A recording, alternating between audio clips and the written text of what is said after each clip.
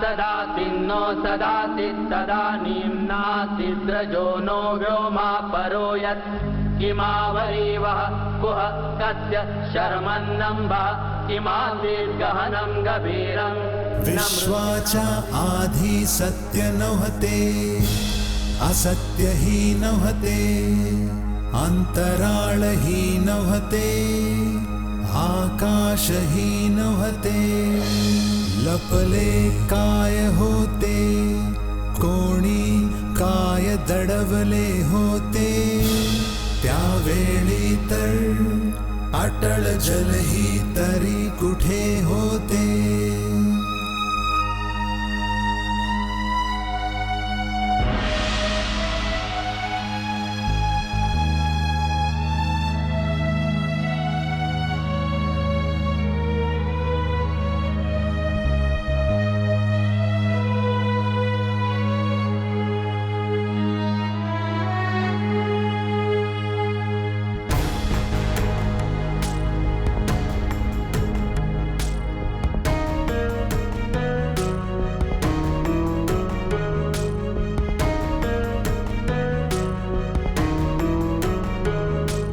सृष्टीचा कोण करता करता आहे की अकर्ता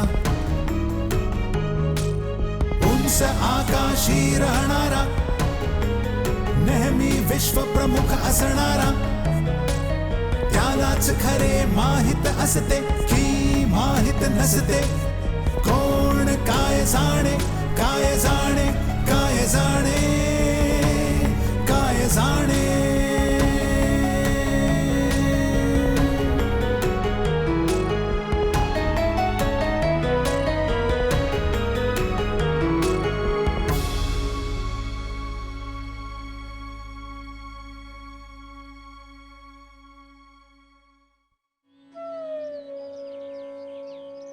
अठराशे 57च्या बंडखोरीने जुन्या राजवटीच्या सगळ्या आतमधल्या कमजोरी जाहीर केल्या.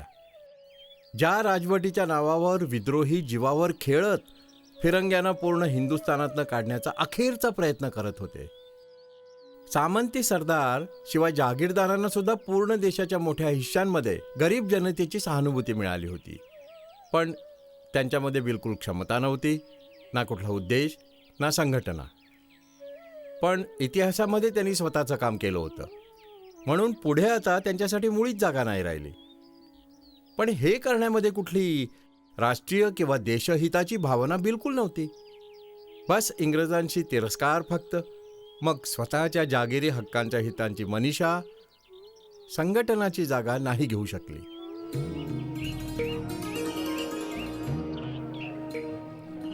चला भाऊ, आलो आपण दिल्लीला. ऍडव्हान्स पार्टीला या चौकात यायला सांगितलं असेल ना? हा, बिलकुल इथेच. घमासान लढाईच्या मध्ये येऊन पोचलो आपण सर्व. का पंडित, घाम फुटला का दरदरून? नाही हो, आम्ही दोघे तुमच्यासारखे शिपाई तर नाही होत ना. लढाईची भीती वाटते भाऊ. जमादार, हे आले बघा. ये काय समाचार आहे? गोऱ्यांनी दिल्लीला घेरलं आहे, पण हवं तर तसं लपून घुसू शकतो आपण सहज. किल्ल्याला घेराव घातलाय की चढाई केली त्यांनी? चढाई तर नाही म्हणता येणार, पण छुटपुट चालू आहे. असं कुमकीची प्रतीक्षा करीत असावे. आता अंदाज घेत असतील. कदाचित तसंच असावं. मग दरबाराची काय हालचाल? दरबारामध्ये कमिटी बनली आहे, फौजेची आणि गैरफौजेची. बादशाहांनी स्वतः पण शहराला 2 चक्रा लगावल्या आहेतच. असली ताकद जो आहे ना, तो आहे शहजादा. बरं, फरमानाचं काय झालं? फरमान पण आज उद्यामध्ये जारी होईल असं ऐकलंय. शहराच्या मध्ये जाऊनच बघूया. चला चला चला चला. विरारदन, उठा, जागा. हीच वेळ आहे, हीच संधी आहे. आठवा जरा या फिरंग्यांविषयी केली गेलेली भविष्यवाणी. हे फिरंगी 100 वर्षांपेक्षा जास्त राज्य नाही करू शकत आणि त्यांचा तो काळ आज पूर्ण होऊन गेलाय. फिरंगीने सन 1757च्या गरमीमध्ये प्लासीची लढाई जिंकली होती आणि आज सन 1857ची गरमी आहे. मी तुम्हाला आणि खात्रीने सांगतो की फिरंग्यांची भीती बाळगण्याची जरूरत नाही. बघा, राज्य त्यांचं खतम होणार आता. हा खुदाचा हुकूम आहे. बघा, डोळे उघडून बघा. हो, अल्लाहने इशारा केलाय. कुदरत बोलत आहे. हे काल रात्री आसमंतामध्ये तारे टिमटिमत होते की जळत होते. मी पाहिलेत. आग बरसत होते तिथे. हाच तो इशारा आहे बदलावाची चिन्ह धरतीवर पण दिसायला लागलीत. इराणचा शाह स्वतःच्या भारी लष्करासकट हिंदुस्थानकडे यायला लागलाय. तो प्रामाणिकांना मदत करायला आणि बेईमानांना खतम करण्यासाठी येत आहे. अल्लाह तालाने त्याला हुकूम दिलाय की आता पळवून लाव फिरंग्यांना तू, आणि जमाव हिंदुस्थानामध्ये मोगल सल्तनत पुन्हा. मग काय मोगलांचं राज्य परत येणार? दिल्ली शहरावर नूर बरसेल आता.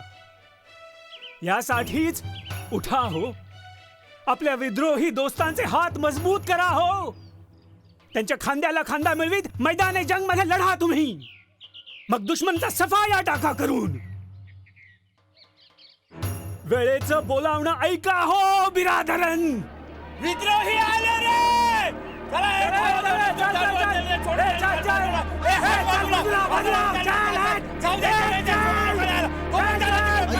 ऐका ऐका दिल्लीच्या रहिवाशांनो ऐका. बादशाह दिल्ली अबू मोहम्मद बहादूर शाह जाफरचं फरमान ऐका. अवामे खास हिंदू आणि मुसलमानांनी ही गोष्ट जाणून घ्यावी की दिल्ली आणि मीरठ मुक्कामी तमाम गोरी फलटण सर्वच फिरंग्यांची अशी इच्छा आहे की हिंदुस्थानी शिपायांची जात आणि धर्म सर्वांना धर्मापासून वेगळं करून ख्रिश्चन बनण्यासाठी मजबूर केलं जावं. याचसाठी गव्हर्नर जनरलने हा हुकूम जारी केला आहे की कारतुसांमध्ये नापाक चरबी मिळवली जावी. शिवाय जर 10,000 शिपायांनी पण ह्या हुकमाचा विरोध पण केला मग त्यांना तोफेने उडवायचा सरळ. जर 50,000 शिपायांनी पण ह्या हुकमाला नकार दिला सर्वांना बरखास्त केलं जाणार आहे. याचसाठी रयतेतल्या सर्व हिंदू मुसलमानांना विनंती आहे की त्यांनी आपसामध्ये एकी करून ठेवायची.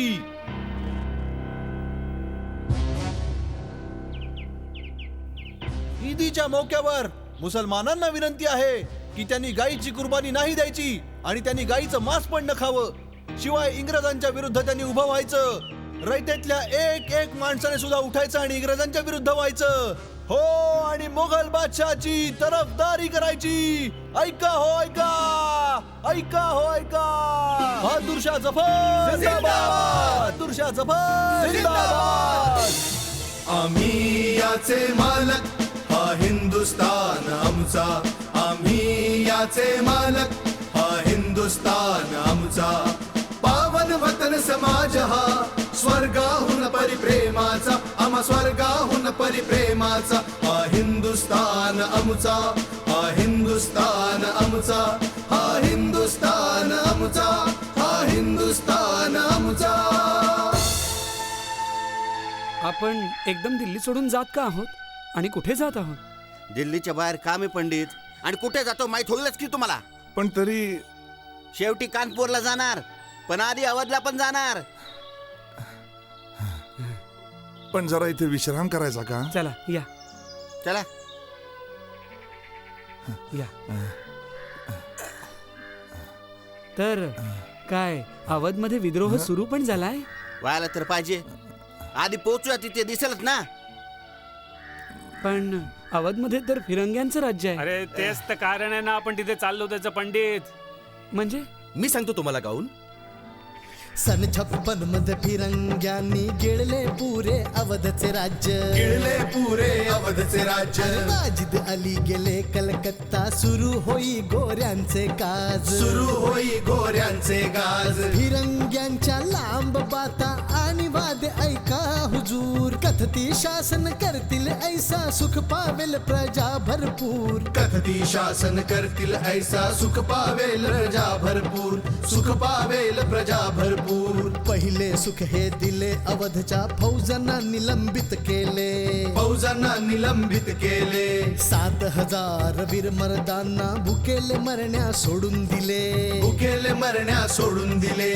म्हणे संबंध प्रजेशी आपला कशास हवा तालुकवार. जो देई हो अधिक वसुली तो हो धरतीचा हकदार. जो दे सर्वात अधिक वसुली तो हो धरतीचा हकदार. तो हो धरतीचा हकदार. नवी चीज आली हो जास टॅक्स नाव देती हो.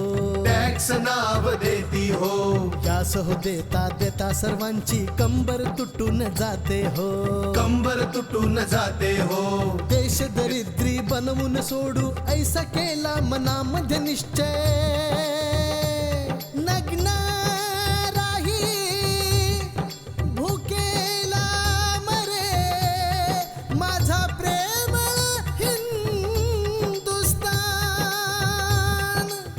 माझा प्रेमळ हिंदुस्तान, माझा प्रेमळ हिंदुस्तान. ब्रिटिश हुकुमा संगे होई राव वीरंक, हो का नाही विद्रोह करावा, सर्व गणती रे अंक. सर्व गणती अंक भाऊ, सर्व गणती अंक, सर्व गणती अंक भाऊ, सर्व गणती अंक. माझ्या दोस्तानो, तुम्ही मला चांगल्या तऱ्हेने ओळखता. मी नेहमी तुमच्याशी चांगल्या तऱ्हेने पेश आलो आहे. खोट मी केव्हा बोललेलो नाहीये. वाईट वेळ आली आहे. थोड्या बदमाशांनी आपल्या शिपायांना भडकावलं आहे. थोडे शिपाई बगावतीवर उतरले आहे. खरं तर हा कुठला इतका मोठा प्रश्न नाही आहे. विजय होणार तो इंग्रजी फौजांचाच. आम्ही आणि तुम्ही मिळून बदमाशांना संपवायचंय आता. लखनौमध्ये नवे पूर्ण आवाजमध्ये थोडे गैरसमज पसरले आहेत. थोड्या लोकांना हे आवडलं नाही की आम्ही आवाजला कंपनी सरकारशी जोडून टाकलंय. पण आमची मनीषा असं करण्याची कधी नव्हतीच. हे तर तुम्हाला पण माहीत आहेच. आम्हाला जमीन जायदाद राज्याची मुळीच गरज नाही आहे. आम्ही जे काही केलं आहे रयतेच्या भल्यासाठीच केलं आहे. प्रजेला वाचवण्यासाठी केलं आहे. आता नवाब साहेबांचे काही सल्लागार लोक स्वार्थी होते. नवाब स्वतः पण कमजोर होते. रयतेची परिस्थिती काय झाली होती हे खुणापासून लपलं नाही आहे. आम्ही रयतेची परिस्थिती सुधारण्याचा प्रयत्न केला. हिंदुस्थानामध्ये बिलकुल पहिल्यांदाच आम्ही एक नवी राज्य पद्धत सुरू केली आहे. आता अवधमध्ये कायद्याचं राज्य चालत आहे. तिरंग्यांचा कायदा, आमच्या विरुद्ध कारवाई करायची तयारी आहे या चोराची. पण यानं थोड्या जुन्या तालुकेदारांची बुद्धी फिरली. हे पण लोक तेच जाना आता तुम्हाला लुटण्याची ताकद नाही जरा आहे. अरे आता तू आलास ना, सर्वात मोठा लुटारू हा. आणि ते लोक बदमाशांना मिळाले सुद्धा आहेत. शिवाय गडबड माजवत आहेत. आमचे थोडे वफादार शिपाई सुद्धा भूलथापांमध्ये आलेत. तऱ्हेतऱ्हेच्या अफवा फैलावल्या जात आहेत. चोर लोक सांगतात की आमची तुमचा धर्म, तुमचा प्रिय धर्म संपवायची इच्छा आहे. दोस्तानो, हे अतिशय खोटं आहे. मग त्यांना सांग ज्यांनी तुझं चरबीयुक्त काढतूस पाहिलं असावं. आम्हाला तुमच्या धर्मविश्वासाच्या मामल्यामध्ये दखलंदाजी नाही करायचे ना. आम्हाला तो संपवायचा देखील आहे. तुमचा जो पण धर्म असावा तो तुम्ही माना, आमची मुळीच हरकत नाहीये. पूर्वी इथे असं नव्हतं. औरंगजेबाने हिंदूंवर खूपच जुलूम केले. मग रणजित सिंगाने मुसलमानांवर. बघा बघा, जातीय दंगली करवणार गोरा चोर. आम्ही असं केव्हाच नाही केलं आहे आणि आम्ही केव्हाच नाही करणार. मग दोस्तानो, तुम्ही स्वतःच्यावर ताबा ठेवा. अफवांवर विश्वास नको. गैरसमजांमध्ये नका पडू. कुठला पण विषय होईल तर आम्हाला बोला तुम्ही. आम्ही तुम्हाला मदत करायला तयार आहेच. सगळे प्रश्न सोडवले जातील. उत्तर लगेच दिलं जाईल. तक्रार करणाऱ्याला गोळीनं मारून टाकू, जसं बनारसमध्ये केलं. खोटा रडा कुठल्या जगभरचा. अरे हो. अरे भाऊ, काय माहित हा फिरंगी खरं बोलत असेल तर. अरे असेल पण तसं. इंग्रजांमध्ये बरेच लोक असे आहेत जे स्वतः वाईट नाही आहेत, पण जेव्हा आपल्याशी वागण्याची यांच्यावर पाळी येत असते तेव्हा वागणं बघा यांचं. सरडा हाय हा इंग्रज सरडा, समजला. सहज सहज रंग बदलण्यात वसतात. पण आपण काय सोडणार हे इंग्रजाला? नाही, बिलकुल नाही. तर मग काही तुम्ही सगळ्या फिरंग्यांना संपवून टाकणार आहात? नाही शास्त्री, जे फिरंगी आमच्या विरुद्ध लढतील बस त्यांना आम्ही सोडणार पण नाही. पण मैदान जंगमध्ये मग बाकी गोऱ्यांना जहाजावर स्वार करून रवाना विलायत. पण झाशीमध्ये आणि दिल्लीमध्ये तर पंडित, केव्हा केव्हा जेव्हा राग डोक्यावर चढतो ना तेव्हा चुकीचं काम होत असेल, मग पश्चाताप होत असेल. पण पश्चातापाने काय लाभ? तुम्ही विद्रोहीना तर बघत असाल, पण फिरंग्यांना नाही बघत कधी. अरे गोऱ्याने का निर्दोष बायका आणि पोरांना सोडला आहे काय? गावच्या गाव जाळून टाकले असावेत आणि कुणालाच बाहेर नाही पडू दिलं. नाही तरी पण तुम्ही पाहिलं नसावं ते असेल. आणि देव करू तुम्ही बघू पण नका कवा. जर तुम्ही कधी तिथे फसलात तर कथा ऐकवण्यासाठी जिवंत नाही राहणार तुम्ही, समजला? ओम भूर्भुवस्वः तत्सवितुर्वरेण्यं भर्गो देवस्य धीमहि धियो यो न प्रचोदयात्. पंडित महाराज, तुम्ही हाय पण पक्के बामण. आम्ही बघतोय की इतक्या धावपळीच्या मध्ये पण ह्यांचं पूजापाठ भजन कीर्तन विनाशायच पार पडत असतं.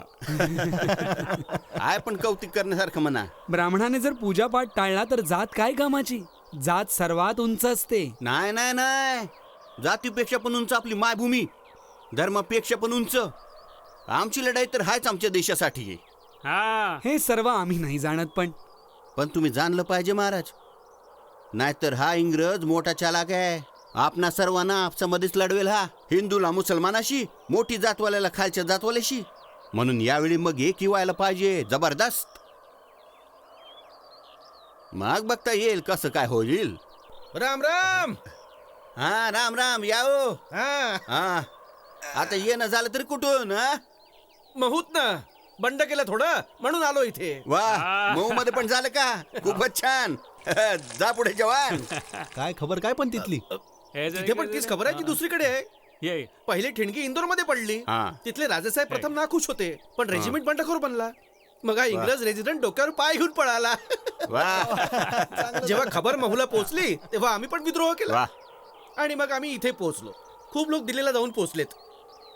तुम्ही लोक जाणार कुठे? आम्ही ते कानपूरला जाणार. आमचा पण त्याच बाजूला जायचा इरादा आहे. तुम्ही असं करा, तुम्ही विद्रोहांच्या एखाद्या रेजिमेंट मध्ये भरती व्हा लवकर. असे फिराल तुम्ही तर डाकू समजले जाल. मग असंच करा तुम्ही. असाच इरादा आहे. म्हणजे लखनौच्या फौजेमध्ये आमच्याकडचे काही जवान आहेत, आम्ही त्यांनाच भेटणार. बघा. भगवंतांचं सहाय्य मिळू. राम राम राम राम भाऊ, राम राम राम. मला वाटतं आपण सर्व पण निघायचं. हा सकाळी उद्या फाटे फाटे. पंडित, ब्रह्मबेला मुहूर्त असेल प्रस्थानाचा उद्या. तुम्ही जेव्हा म्हणा हो, आम्ही आपले कानपूर जायला फार उतावेळ खरंच. हा, असं ऐकलंय नानासाहेब पेशवे पण कानपुरातच आहे. हा तर त्याचं काय भाऊ, इतकी लढाई जुंपलेली असल, यज्ञानुष्ठानासाठी कुणाजवळ फुरसत असल? हा तुमची दक्षिणा बुडली. त्यात काय, जाण्यामध्ये काय हरकत आहे? हे नाही सोडणार. हा.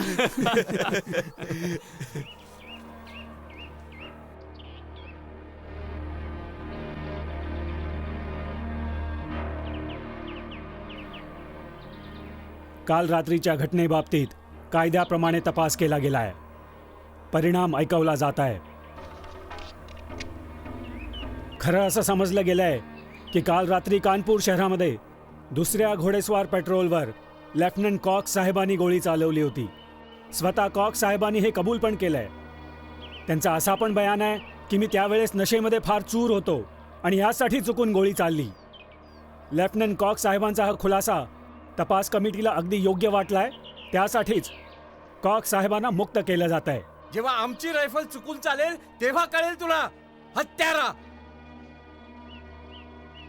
पाहिला गोऱ्यांचा हिशोब पाहिला? काय जुलूम आहे चोरांचा. जर हिंदुस्थानी शिपायाच्या हातून गोरा मेला असता तर फासावर लटकवला तो चोरांनी. भाऊ, या फिरंग्यांचा जीव 1.25 लाखाचा आहे आणि आपला हिंदुस्थानाचा 2 कवड्यांचा बस. पण हे चांगलंच आहे, कारण ह्यानं आग अजून पण वाढल. मग बस थोड्या शेतीयालाची गरज आहे. दुसरी घोडेस्वार टोळी ठोकम ठोकीसाठी तयार आहे कधीच. नानासाहेबांच्या हुकमाची गरज आहे. तर मग दबाव टाका त्यांच्यावर. ह्यांना सांगू दे, आज हितच येतील ते. काय सांगतो? नानासाहेबांकडे जायचं. पण हुकूम देतील ते. आपण समजवायचं रे. पण मानतील ते. का नाही मानणार ते? बघ, पेन्शन गुराने दाबलंय त्यांचं. बदमाशी केली आहे. नानासाहेबांचे सल्लागार पण जबरदस्त आहेत. एक तो अजिमुल्ला, दुसरं तात्या टोपे. यांना फार फार जास्त किमती आहेत दोघे जण. हे खरंय खरंय. चला हो. चला रे.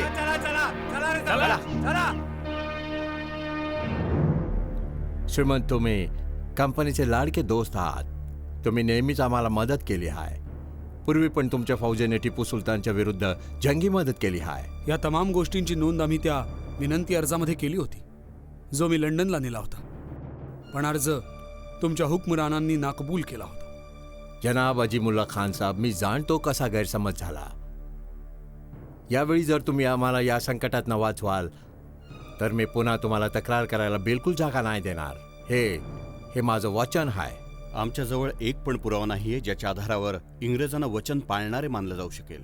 सत्य तर हे आहे कलेक्टर साहेब, की तुमच्या लॉर्ड डलहाऊसींनी वचन तोडण्यामध्ये आणि आमच्या राजा महाराजांना स्वतःच्याच राज्यातनं बेदखल करण्यामध्ये बेहिशोब महारत मिळवली आहे. मी भरोसा देत आहे की या सर्व बाबींवर पुन्हा विचार केला जाऊ शकणार आहे.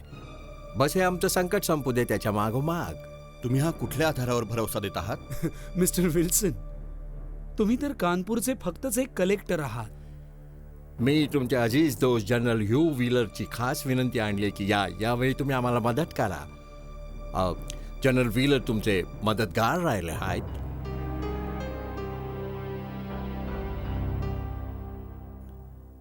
सर ह्यू आमचे मित्र आहेत. व्यक्तिगत बाबतीत आम्हाला त्यांच्याशी मुळीच तक्रार नाहीये. पण आता आम्ही श्रीमंतांना कसं समजवायचं, म्हणजे वेळ थोडी अशी आहे की कलेक्टर साहेब, तुमचे जनरल आमच्याकडनं कशा तऱ्हेची मदत इच्छितात? म्हणजे ते इच्छितात की श्रीमंतांनी थोडे दिवस अजून इथे कानपूरमध्येच राहायचं. मी तुम्हाला माझी नवाबगंजवाली कोठी असं सोपवू शकतो. तुम्ही इथे राहिल्याने शिपायांवर चांगला असर पडेल. शिवाय तुम्हीच त्यांना समजावू शकता की चुकीचं काम नाही करायचा. इतक्याशा बाबीसाठी आमच्या मदतीची काय बरं गरज आहे? जनरल व्हीलर स्वतः शिपायांना सुद्धा समजावू शकतात. हो, व्हीलर त्यांना समजावतच आहे त्याच्या साहेब. शिवाय दुसरा असर पण पडत आहे. तरी व्हीलर इंग्रज आहे. शिवाय तुम्ही सर्व चांगल्या रीतीने जाणता आहात की आजच्या स्थितीमध्ये या बाबीचा उलटा असर पडणार. जनरल साहेबांची अशी पण इच्छा आहे की तुम्ही आमच्या बारूदखान्याचा भाग घ्यायचा. काय तुमचे शिपाई बारूदखान्यावर तैनात नाहीत? आहे हो, तरी तुम्हाला म्हणजे वफादारीवर शंका आहे त्यांच्या? नाही, असं बिलकुल नाही आहे. चालेल चालेल, आम्हाला जबरदस्तीने तुमचं मत जाणण्यामध्ये स्वारस्य पण नाहीये. आम्हाला हे सांगा की तुमच्याजवळ इतके वफादार शिपाई नाहीयेत की तुम्ही स्वतःच तुमच्या बारूदखान्याचा सांभाळ करू शकाल? नाहीये. तुम्ही लोक चांगल्या रीतीने जाणतात की आमच्याजवळ फक्त 300 इंग्रजी शिपाई आहेत. शिवाय त्यांच्यामधल्या अनेकांना बरं पण नाही आहे. काय तुम्ही कुमक मागवण्याची व्यवस्था नाही केली? म्हणजे बघा, असं आहे कलेक्टर साहेब की जर इथले हिंदुस्थानी शिपाई बंडखोरीवर उतरले तर आम्ही कशा तऱ्हेने बारूदखान्याचा सांभाळ करू शकणार आणि केव्हापर्यंत करणार? कुमक येत आहे, इलाहाबाद येत न. आमचं दुर्दैव हे आहे की लखनौमध्ये सर हेनरी लॉरेन्स अजून फौज पाठवण्यासाठी तयार नाही आहे. मग शहरामध्ये जे इंग्लिशमेन आहेत त्यांचं काय होणार? जर शिपायांनी केलाच विद्रोह, मग त्यांच्या जीवाला पण धोका होणार आहे. हो, त्यांना आम्ही आमच्या सुरक्षित जागेवर पोहोचवणार. शिवाय खरं म्हणजे असं आहे की अनेक बघा तिथे पोचून पण झाले. शिवाय त्यांच्यामधले अनेक बायका आणि मुलं पण आहेत ज्यांचे पालक इथे नाही आहेत. कानपूर फॅमिलीवाल्यांसाठी आरामदायक स्टेशन आहे. आमच्याजवळ थोडे शिपाई आहेत, या बाबतीत तर तुम्हाला माहिती आहेच. आम्ही 100-200 शिपाई पाठवू पण शकतो. तरी कलेक्टर साहेब, पगाराचा त्यांच्या प्रश्न आहे. तुम्ही तर श्रीमंतांचं पेन्शन पूर्वीच बंद करून पण टाकलंय. याचा बंदोबस्त फार सहजतेने होऊ शकणार आहे. मी जनरल साहेबांशी स्वतःच बोलून पण घेईन. बरं, मी मानू की आम्हाला तुमची सहायता मिळेल.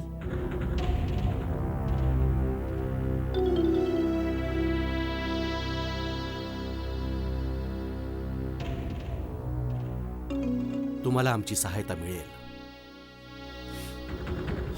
शुक्रिया, खूप खूप शुक्रिया श्रीमंत. आता मी आज्ञा इच्छितो. नमस्ते. नमस्ते. नमस्कार. आदाब. आदाब.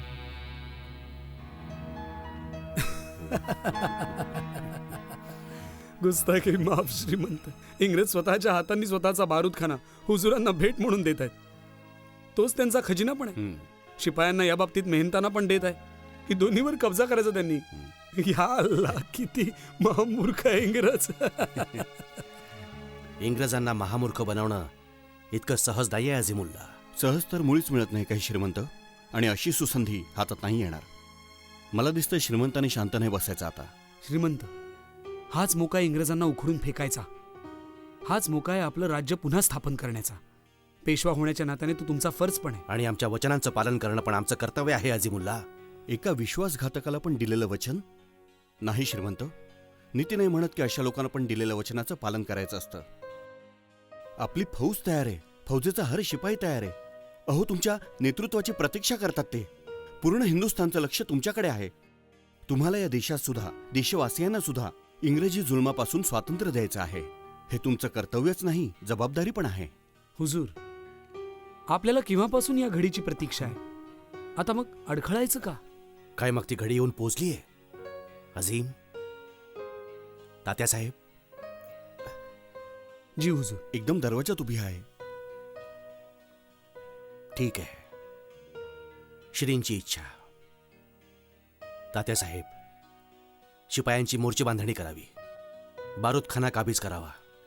यावेळेस म्हणावं त्यांना इतकंच की जनरलच्या हुकुमाने हे सर्व केलं जाते. अझीमुल्ला, दुसऱ्या कॅबलेरीच्या शिपायांना एकत्र करावं. आम्ही स्वतः त्यांच्याशी बोलणी करणार. श्रीमंत, महाराष्ट्रातून 2 ब्राह्मण आले आहेत, दर्शनाभिलाषी आहेत. शुभचिन्ह आहे. आदरपूर्वक त्यांना इथे ये घेऊन.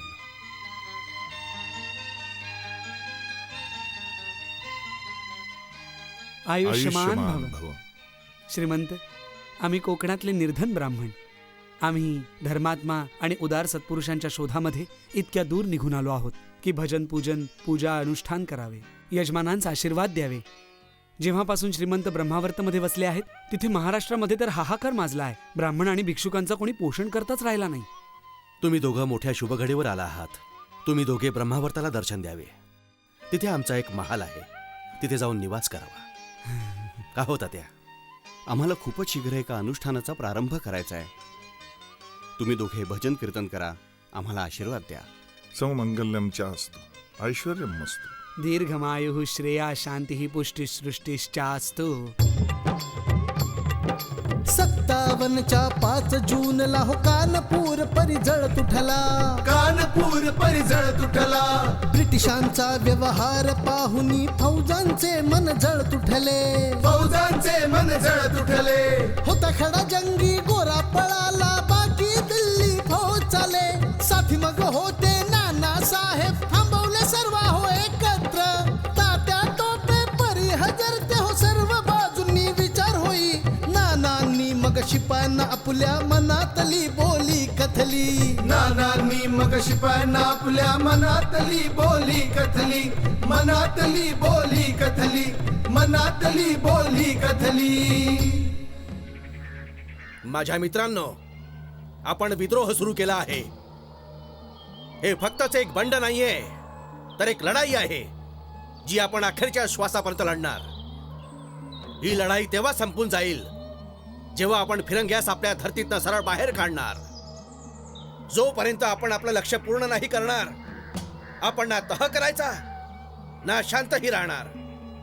कारण ही लढाई फिरंग्यास घालवायला आणि पहिल्यापासूनच्या शासकांना त्यांचे हिसकावलेले हक्क देण्याच्या लक्ष्याने लढली जात आहे. आपण तयार राहिलं पाहिजे. तयार राहिलं पाहिजे एका मोठ्या काळासाठी लढायला, खंबीरपणे लढण्यासाठी, आपल्या देशाच्या सगळ्या दिशांमध्ये लढण्यासाठी. आपली लढाई आगीसारखी आहे, ती पसरेल आणि आम्हाला पूर्ण भरवसा आहे की ही आग एका दावानलासारखी पूर्ण देशामध्ये पसरणार आहे. यासाठीच माझ्या प्रिय मित्रांनो, आपण आपली योजना खूप ध्यानपूर्वक बनवायला हवी. तुम्हा सर्व लोकांना दिल्लीला जायचं आहे. आम्ही तुम्हा सर्वांच्या भावना समजल्या आहेत. दिल्लीला तर आपण पोहोचायचं आहेच, पण ह्या वेळेस दिल्लीला जाणं शहाणपणा नाही आहे. कारण फिरंगीची हीच मुख्य इच्छा आहे. तो इच्छित आहे की सर्व झुंजार शिपाई तुम्हा सर्वांनी दिल्लीला जायचं आणि तो आपली पूर्ण ताकद इथे लावेल आणि एकाच धमाक्यामध्ये आपल्याला हरवेल, मिटवेल. हे आपण नाही होऊ द्यायचं. मित्रांनो, या नाजूक वेळेवर दिल्लीला जाणं आपल्यासाठी फायद्याचं नाहीये. आपल्यासाठी फायद्यामध्ये हे होईल की आपण जागजागी छोटे छोटे मोर्चे कायम करायचे, जागजागी लढाया करायच्या. त्याने दुश्मनांना आपण हरवू शकणार, फिरंग्याच्या फौजेस विभागू शकणार. तेव्हाच त्यांना धुळीमध्ये मिळवणं सोपं होणार आहे. दुसरे जे इलाके आपल्या कब्जामध्ये येतात, बस तिथे चांगला बंदोबस्त करणं खूप जरुरी होईल. यासाठी दिल्लीचा इरादा सोडून आपण कानपूरला जायचं. कानपूरवर असा कब्जा करायचा की फिरंगी घाबरून जावा. दिल्लीचं रक्षण आपले दोस्त शिपाई करीतच आहेत. फिरंगी आपणास तिथे घाबरून बसले आहेत. कानपूरमध्ये पण ठीक हेच करावं लागेल. यासाठी माझ्या मित्रांनो, कानपूरच्या बाजूने कूच करा. चला व कानपूर.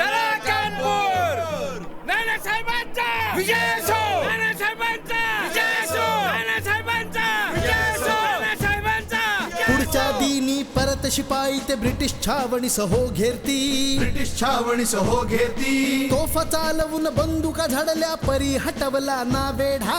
परी हटवला ना वेढा.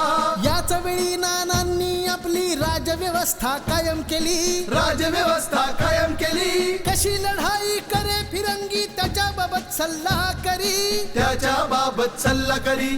त्याच्या बाबत सल्ला करी. त्याच्या बाबत सल्ला करी.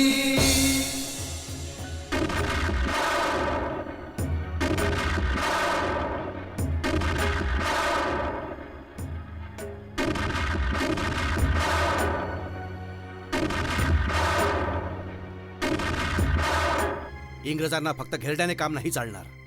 अजिमुल्ला, तुम्ही अशा राजवटीची योजना केली पाहिजे म्हटलं जाईल ज्याला कायद्याचं राज्य. दुसरी मोठी बाब ही की आपल्याला विद्रोह पसरवावा लागेल. असं ना व्हावं की आपण थोड्याच जागांवर बंदिस्त राहणार, हे जास्त धोक्याचं आहे. आपली माणसं लखनौमध्ये मोठ्या प्रमाणात काम करतात. लखनौ केव्हा पण भडकलं जाईल. याचा सर्वात मोठा फायदा हा होईल की सर हेनरी लॉरेन्स इथे पण सर यू विलरला कुठलीच मदत नाही करणार. मदतीचा आता प्रश्नच येत नाही श्रीमंत. लॉरेन्स जवळ आहेच किती फौज की तो कानपूरला जाण्याचा विचार पण करू शकेल. आणि जर तो कानपूरला गेलाच, आम्ही त्याला गंगा पार नाही करू देणार श्रीमंत. तात्यासाहेब, हे नका विसरू की इंग्रजांनी पूर्ण इलाहाबादवर कब्जा केलाय. बरं, ते पण बिलकुल गोळी चालवल्याशिवाय. तिथल्या शिपायांनी वफादारी निभावली. लाज वाटली पाहिजे. फक्त शहरच त्यांच्या हातामध्ये आहेत. गाव खेड्यांमध्ये खूप गडबड फैलावली आहे. इतका मोठा इलाका आणि तो पण धुमसतच उभा आहे. बरं, तिथले तमाम जमीनदार आणि तालुकेदार आपल्या बाजूला येण्यास उतावीळ होत आहेत. खां साहेब, जमीनदार आणि तालुकेदारांजवळ पण प्रशिक्षित फौजही नाही किंवा पैसे पण. पण तात्या, त्यांचं आपल्या बाजूला होणं आपल्यासाठीच फायदेमंद आहे. होते आहे, पण दुसरे राजे महाराजे आणि नवाब. थोड्या लोकांकडून आम्हाला सकारात्मक पत्र मिळालीत, पण थोडे असे पण आहे ज्यांनी बिलकुल स्वारस्य नाही दाखवलंय. खास करून होळकर आणि सिंधियांनी आम्हाला खूपच निराश केलंय. आमचं अनुमान होतं की होळकर चुपचाप बसतील, तसेच पण सिंधिया ग्वालेरमध्ये उठून राहतील उभे. त्यांच्या फौजा, तोफा, बंदुका शिवाय त्यांचा खजिना आम्हाला उपयोगी पडला असता खूपच. त्यांची चिंता नाही करायची श्रीमंत. सिंधिया आपल्या सोबत भले नसू देत, तरी त्यांची फौज आणि प्रजा आपल्या सोबत आहे. आता आपण ग्वाल्हेरच्या बाजूने पुढे गेलं पाहिजे. जर आपण असं केलं तर त्यांची फौज आपल्यासोबत होईल आणि प्रजा आपल्याला उघड मदत करेल.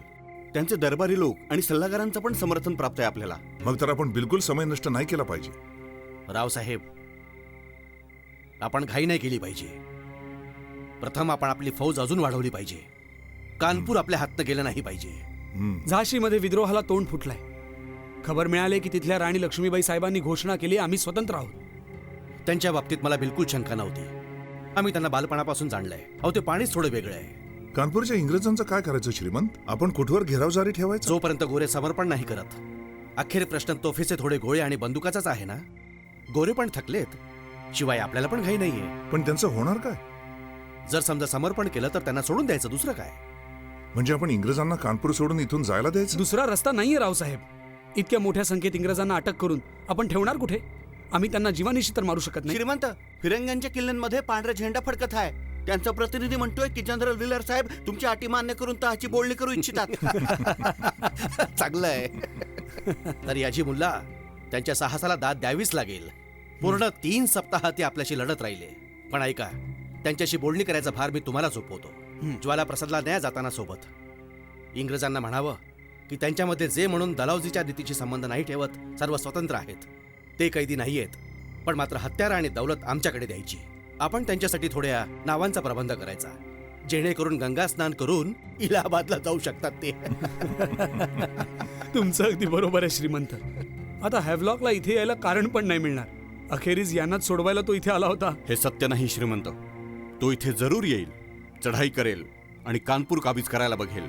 होऊ शकतं, पण त्या स्थितीमध्ये आपण फक्त त्याच्यावरच ध्यान केंद्रित करू शकणार. इंग्रजा यांनी करता समर्पण हो नानांनी नावा दिल्या. भोजनाची सामग्री दिली हो इतके की आपल्या सलामतीसाठी काही बंदुका परी दिल्या. नवते शिपाई यांनी खुशहा सटकून जाईल इंग्रज नजरेतून ते जितहा. तोही आणि जिवंत हे तयांना मंजूर नव्हते. दूर दूरहून परी भयानक बातम्या पोहोचत होत्या. येणाऱ्यांच्या साऱ्या कहाण्या रक्तरंजित होत्या. आसून तर आह भरली आह भरली आह भरली.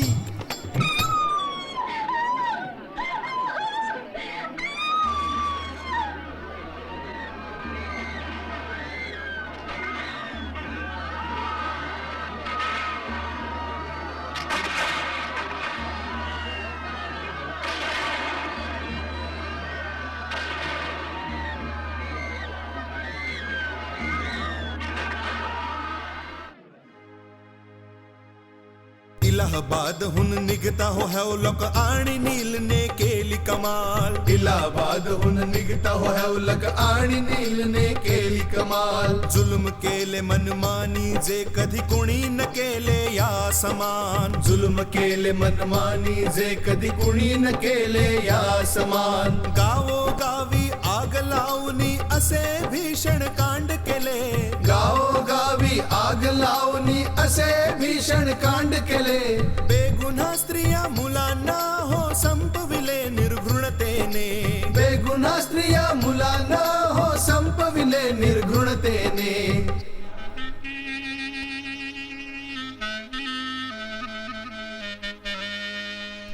नीलवर पसरे ईर्ष्या.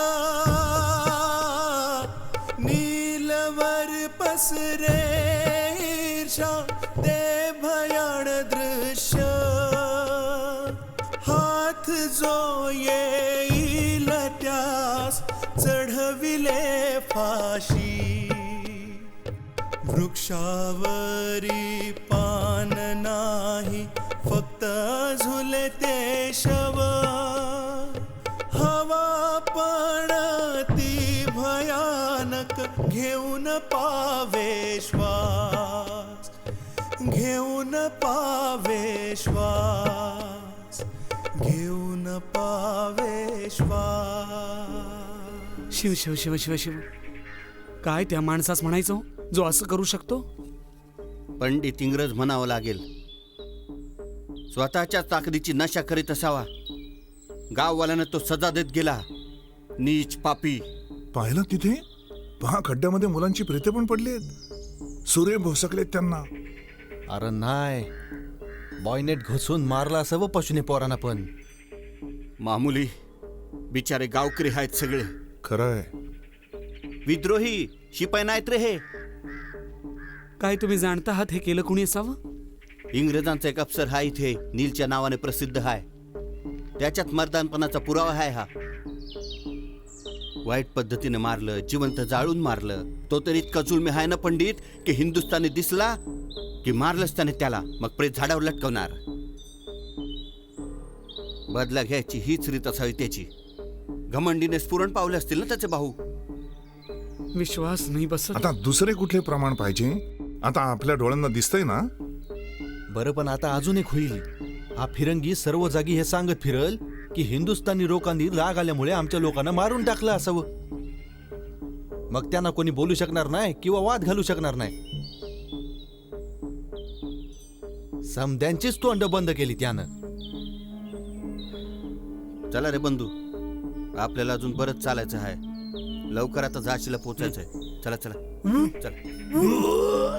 विष्णुपंत,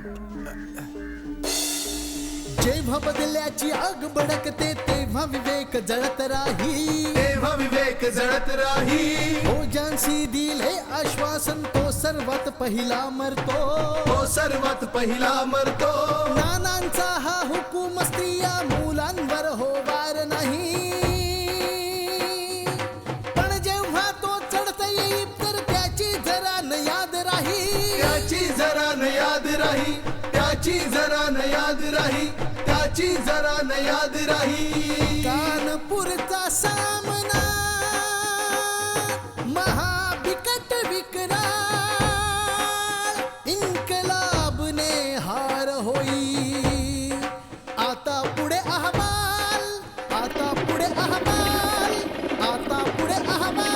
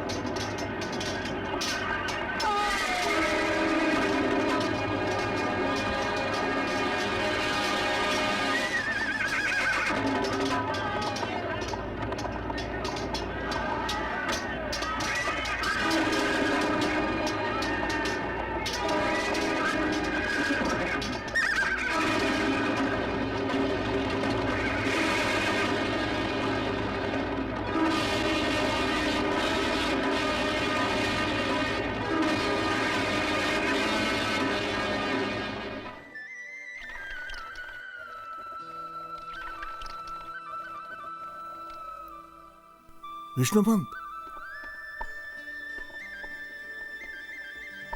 प्रणाम बाई. नमस्कार बाईसाहेब. तुम्ही म्हणजे तेच ना दोघं जे झाशीमध्ये मला भेटला? खरंय बाईसाहेब.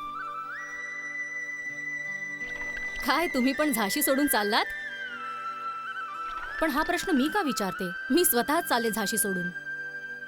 बाईसाहेब, आम्ही तर साधी ब्राह्मण माणसं, लढाईच्या भीतीने पळणारी.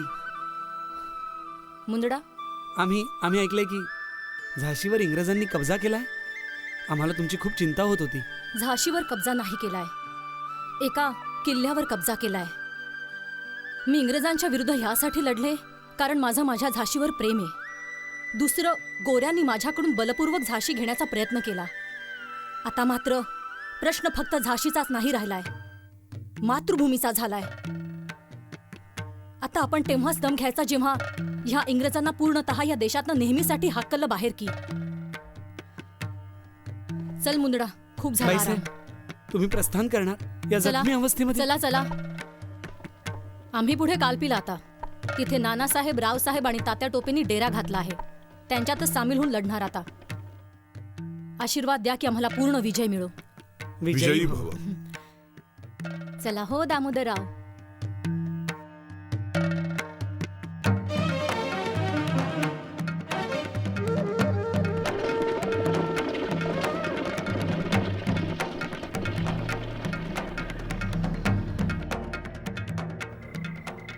रावसाहेब, आता जास्त तुम्हाला विचार करायला समय नाहीये.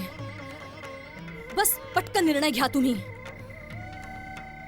तात्यांनी जबरदस्त बहादुरी दाखवली तरी पण कानपूर आपल्या हातातनं गेलंच ना. नानासाहेबांपासून पण मी दूर पडले. माहित नाही ते कुठे असतील आता. आणि निराश होऊन मुळीच मिळणार नाही काही. आपण योजना बनवून जायचं फक्त पुढेच आता. मैदानातील लढाई जिंकण्यापूर्वी मनातील लढाई जिंकावी हो रावसाहेब. दिस फिरले नशीब फिरले आता हो दिल्ली परी पडे. कैद मध्ये हा बादशाह हो झाली ती किरकिरी. कुणी बदला घेत होता सर्व जागी अंधार हो किंचित बी शक्ती ती पण शवत्याचे होते पडे. शवत्याचे त्याचे होते पडे. बस मला आता सांगतोस का म्हणून हे की तू आमच्या शहजाद्यांची सुद्धा बेरहमीनं हत्या केली आहे ते. तुम्ही समजेच विद्रोही हाय. जर तू त्यांना मैदानी जंग मध्ये मारून टाकला असतस मग मी मानलं असत. तू ना त्यांच्यावर कुठला मुकदमा चालवीत बिचाऱ्यांना सजाए मौत दिलीस किंवा नाही. आम्ही तुझ्यावर मुकद्दमा चालवणार. आम्ही हेच बोलायला आला हाय. तुझ्यावर बगावतचा मुकद्दमा चालवणार. तू वेड्या माणसाप्रमाणे का म्हणून हसला? आम्ही नाही. वेड्यांप्रमाणे बर्ताव तूच करतोयस. तूच. कमीत कमी तुला आमच्यावर ही तोहमत तरी नाही लावता येणार की आम्ही विद्रोह केलाय. काय म्हणायचं पण? काय तू हे नाही जाणत की आम्ही पूर्ण हिंदुस्थानचे बादशाह ते? बर तुझी कंपनी फक्तच एक दिवाण.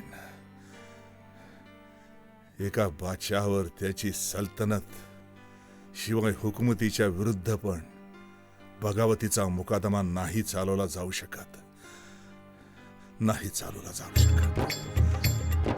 राणी राव साहेब आणि तात्या गेले दौडत ग्वाल्हेर. गेले दौडत ग्वाल्हेर. फौजा हो त्यांच्याकडेच येता पळे सिंधिया चंबळ पार. पळे सिंधिया चंबळ पार. मोजक्यांनी भले जिंकले परी युद्ध ते हारले होते. इंग्रजांच्या पुढे बागिनी हत्यारांना पाडले होते. इंग्रजांच्या पुढे बागिनी हत्यारांना पाडले होते. हत्यारांना पाडले होते. होती नारी परिमर्दानी राणी झाशीची अभिमानी. रणचंडी बल लढली अंती तिने हार नाही ती मानली. तिने हार नाही ती मानली. तिने हार नाही ती मानली. राणीचे बलिदान दर्शुनी तात्या टोपे लढे तालभर. शेवटी तो आणि राव साहेब परी चढले फाशीच्या तख्त्यावर. शेवटी तो आणि राव साहेब परी चढले फाशीच्या तख्त्यावर. चढले फाशीच्या तख्त्यावर. चढले फाशीच्या तख्त्यावर.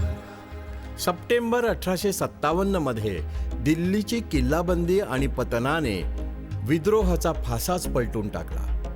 तेव्हापासून अनेक महिन्यांपर्यंत पण इंग्रज विद्रोह चिरडतच राहिले. बेसुमार विद्रोहींना तोफांना बांधून उडवण्यात आलं. निर्दयपणे गोळ्या घालून मारण्यात आलं. रस्त्यांच्या बाजूला झाडांवर फासावर लटकवण्यात आलं. हिरवे टवटवीत अनेक खुशाल गाव बेचिराख होऊन पूर्णरित्या बर्बाद झाले. ज्याच्या शिरावर हो रक्त चढे हो तो नाही कोणाची मानी. तो नाही कोणाची मानी. अरे चाले हो खटला बादशहावर. केले रवाना काळे पाणी. केले रवाना काळे पाणी. गोरा जिंके.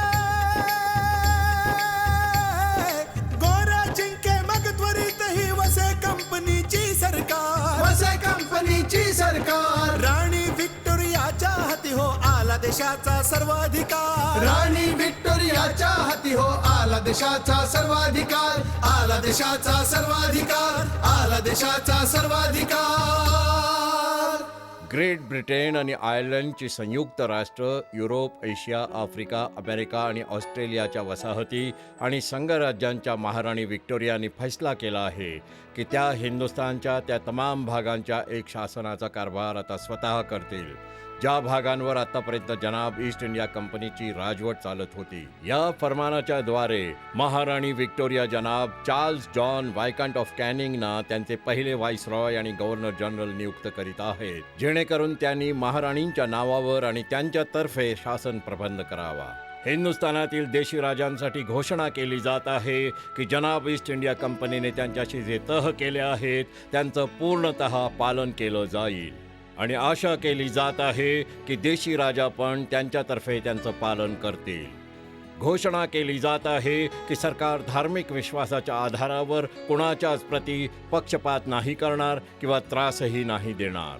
तसंच प्रत्येकाला कायद्याचं एक समान संरक्षण निष्पक्ष रूपानं मिळत राहील.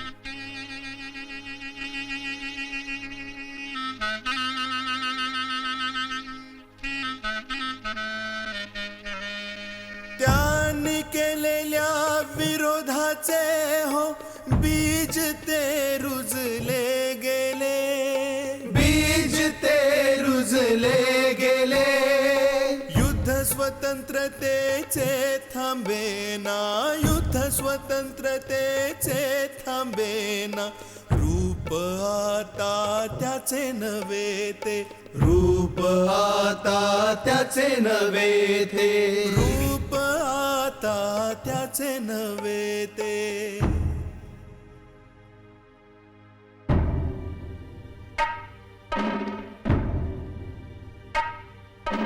आज हुतात्म्यानी तुझला हिंदुस्थाना ललकारले. तोड गुलामीच्या साखळ्या वर्षावनिखारे.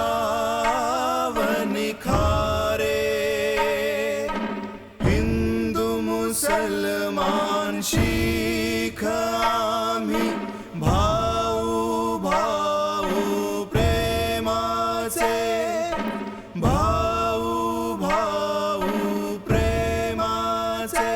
आम्ही याचे मालक, हा हिंदुस्तान आमचा. आम्ही याचे मालक, हा हिंदुस्तान आमचा. हा हिंदुस्तान आमचा.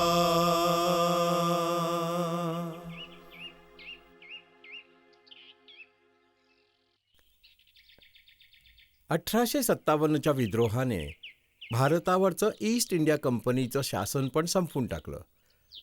म्हणून राज्यकारभार पूर्ण ब्रिटनच्या सरकारने स्वतःच्या हातामध्ये घेतला.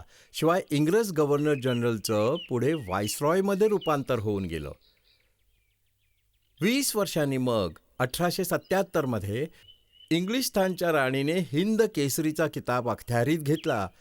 म्हणून एक नवा मोगले आझम पुढे इंग्लिशस्थानातनं राज्य करायला लागला. हिरण्यगर्भात् समवर्तताग्रे भूतस्य जातः पतिरेक आसीत्. सदाधार पृथिवीं द्यामुते मां कस्मै देवाय हविषा विधेम.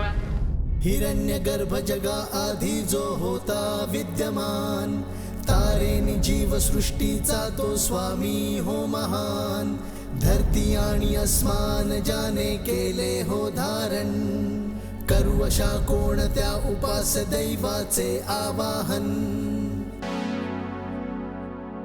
ज्या तत्वामुळे तेजोमय हे अंबर, पृथ्वी हिरवीगार आणि स्थापित सुंदर. रविनी स्वर्ग झाले अंतराळी सुस्थिर, करू अशा कोणत्या उपास दैवाचे आवाहन. गर्भात अग्नीच्या कारण निर्मित करून रण, वरती खाली सगळीकडे जल होते व्यापून. जागून राहिले होते जे प्राण बनून, करू अशा कोणत्या उपास दैवाचे आवाहन. करू अशा कोणत्या उपास दैवाचे आवाहन.